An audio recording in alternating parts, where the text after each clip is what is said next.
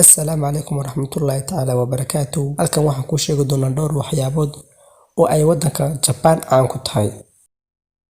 Japan waxaa ku nool 130 malyan oo qof iyo dhul aad u yar oo aanan dadka ku filnayn, haddana kama dhaco wax qabsiga iyo wax dila iyo wax khilaafaad ah.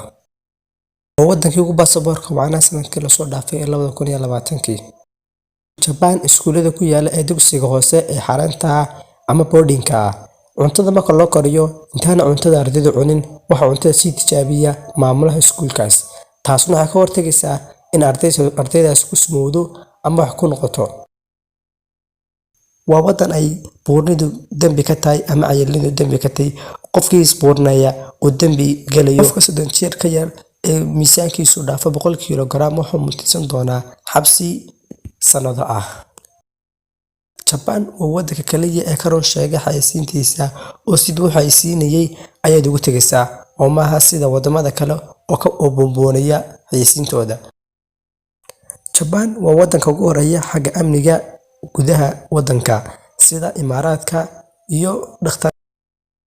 Su'aal ayayna sii weydiinayaan intaan naga tagin oo ah qodobadaas keebaa waddankeena ugu wacnaan lahaa.